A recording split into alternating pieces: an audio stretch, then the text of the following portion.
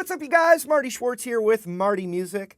Thanks for hanging out for another Gear Thursday video. I was really excited to partner with Reverb and bring you that video last week talking about picking out your first acoustic. Now we're talking about taking care of that acoustic, and I want to remind you guys that Reverb is giving away $500 in Reverb bucks to one of my subscribers. I got a link for the giveaway in the first comment below. Now let's talk about taking care of your first acoustic. All right, so first things first, we want to keep the guitar clean.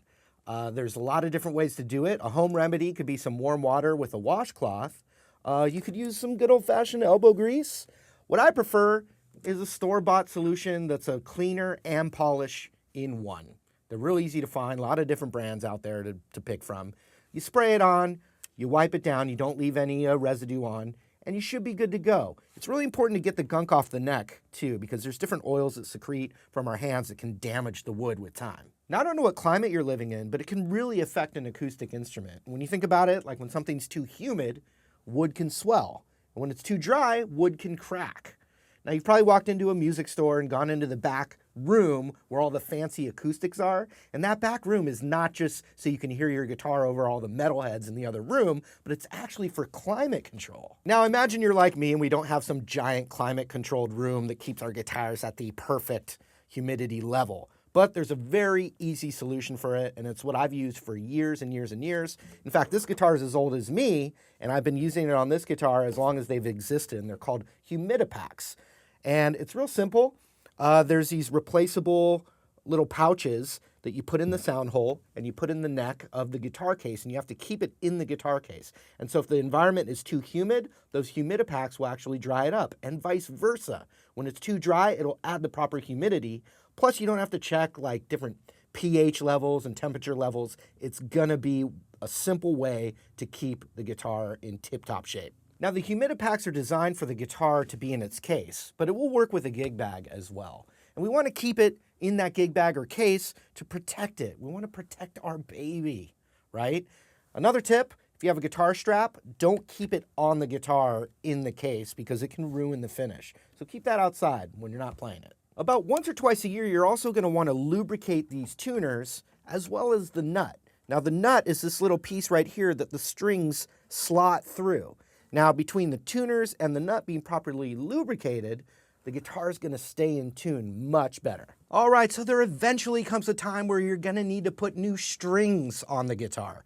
I tend to do it about every 3 months or so, but basically when the strings start to darken, get a little gunky, the guitar's not sounding as bright and vibrant, you're going to need to put some new strings on.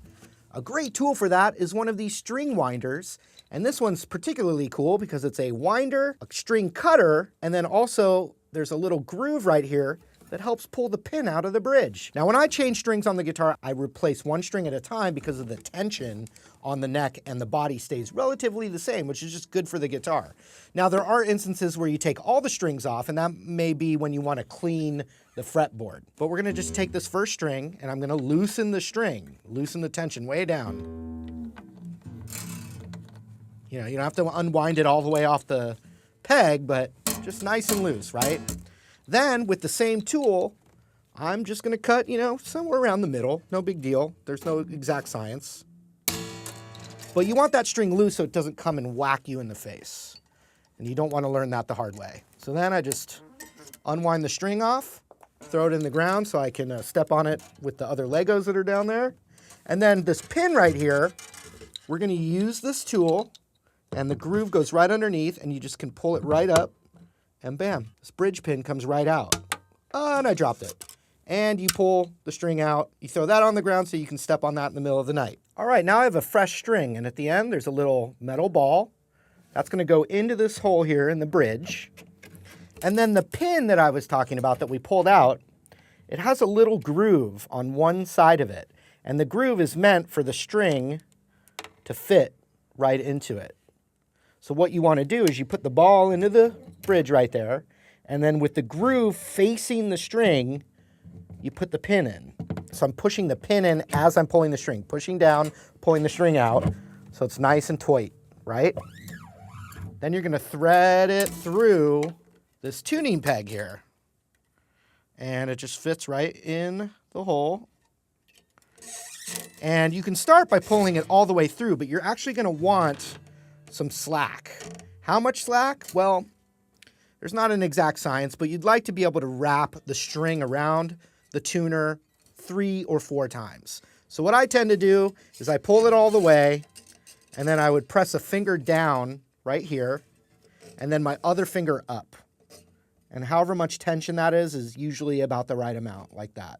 I'm going to press down on the string, and then with my thumb behind it and other fingers, I'm just pulling up just enough. So it's, I don't know, 1.5 inches off the fretboard there. And so I'm just going to press down so that the wrap is nice and tight right there. I take this,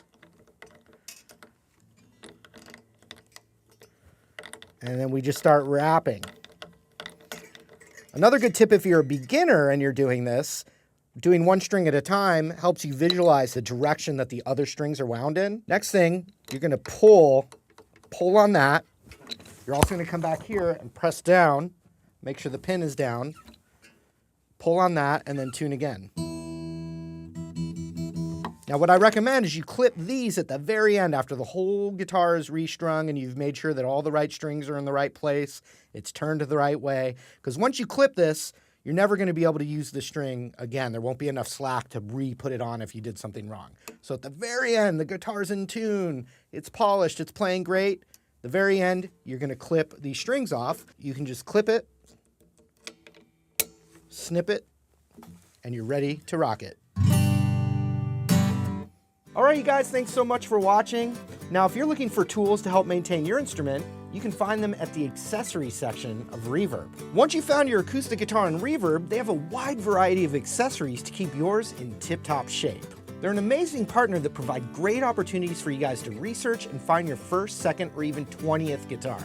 If you're preparing for an axe upgrade, you can also sell your old instruments and gear on their site. And it's not just for buying and selling.